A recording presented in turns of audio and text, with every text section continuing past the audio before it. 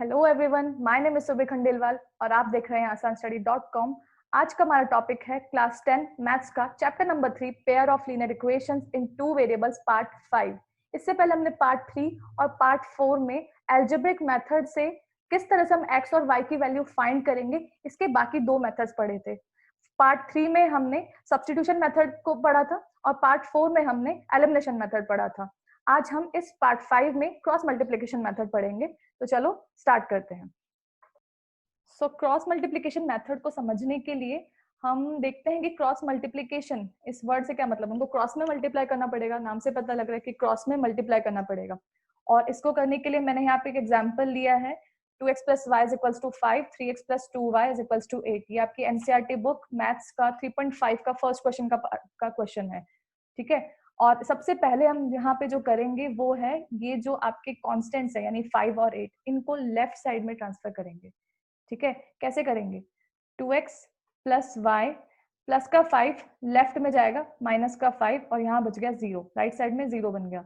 ऐसे ही जो 3x + 2y, ये प्लस का 8 उधर जाके माइनस का 8 बन गया = 0। अब यहाँ हमारे पास में नई इक्वेशंस बन गई है। अब इनको क्रॉस मल्टीप्लिकेशन से सॉल्व करेंगे। तो यहाँ हम सबसे पहले एक कॉलम बनाएंगे, x का कॉलम, y का कॉलम एंड यहाँ जो कांस्टेंट्स हैं उसके लिए हम यहाँ पे इसका कोएफिशिएंट 1 लेके इसको सॉल्व करेंगे। अब हमें क्रॉस मल्टीप्लिकेशन में सॉल्व करने के लिए आपको ये ध्यान रखना है कि हमेशा हमको साइकिल में चलना है।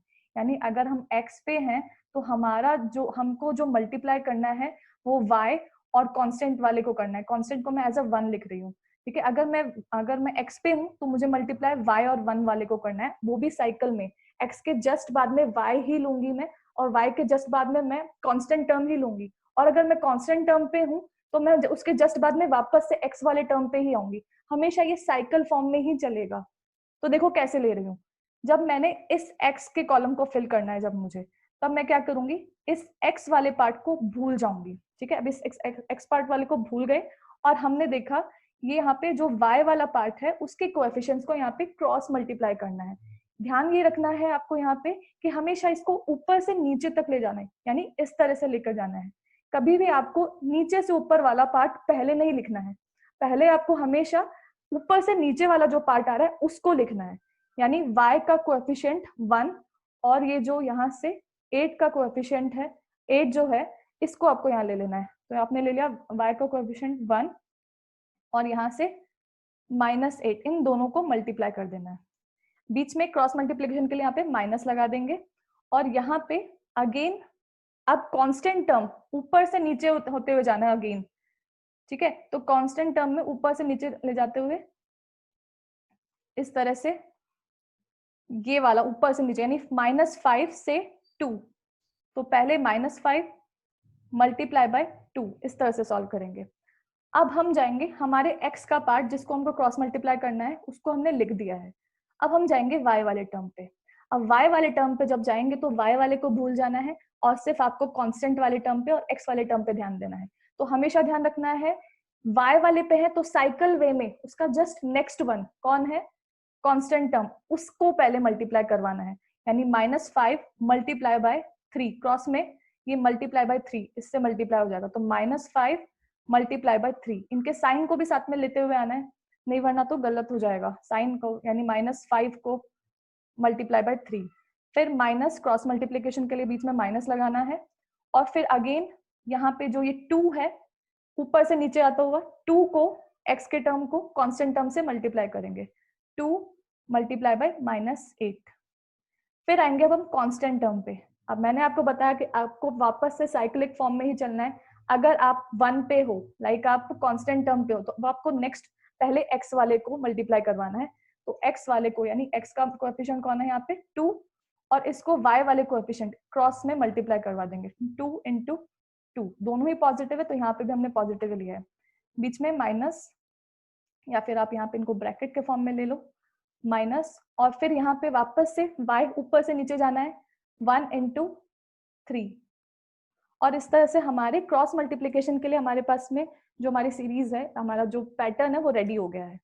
आगे सॉल्व करते हैं x, आगे सॉल्व -8 × 1 -8, 5 × 2 10 माइनस का है, माइनस का 10 माइनस और माइनस प्लस का 10, ठीक है। और यहाँ पे y 5 इंटू 3 माइनस का 15 और 8 इंटू 2 माइनस का 16 माइनस 8 इंटू 2 और ये भी माइनस का है तो प्लस का 16 और यहाँ पे 1 2 इंटू 2 4 माइनस 3 इंटू 1 3। तो यहाँ पे आगे सॉल्व करें तो x 10 minus 8 that is 2, y 16 minus 15 1 और 1 अपॉन 1। यहाँ पे हमारे पास में x अपॉन 2 y अपॉन 1 और 1 अपॉन 1 यानी 1 बच गया है यहाँ पे। अब हम क्या करेंगे, एक बार तो x वाले टर्म को और y वाले को एक साथ में ले लेंगे। लाइक इसको हम यहाँ पे सॉल्व कर रही हूँ मैं आगे, x upon 2 is equals to 1 और ये उधर जाके मल्टीप्लाई हुआ तो ये बन गया x is equals to 2 into 1, ये हमारी फर्स्ट टर्म आ गई। और ऐसे हम जब y को सॉल्व करेंगे तो y वाले पार्ट के लिए y अपॉन 1 1 अपॉन 1, ये यहाँ पे कर रही हूँ मैं इसके, तो ये y उधर जाएगा, y इज इक्वल्स टू 1। यहाँ क्या किया है हमने, x वाले टर्म को और कांस्टेंट वाले टर्म को एक साथ लिया है पहले और फिर दूसरे वाले में y वाले टर्म को और कांस्टेंट वाले टर्म को एक साथ में लेके x और y की वैल्यू, फाइनल वैल्यू फाइंड कर ली है। तो x is equals to 2 and y is equals to 1, हमको यहाँ से आंसर्स मिल गए हैं। These are our.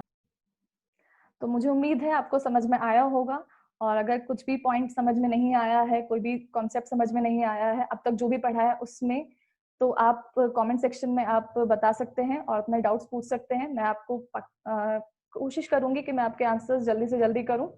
और समझ में आया है आपको तो प्लीज लाइक कीजिएगा, सब्सक्राइब कीजिएगा और शेयर भी कीजिएगा अपने फ्रेंड्स से। Thank you so much.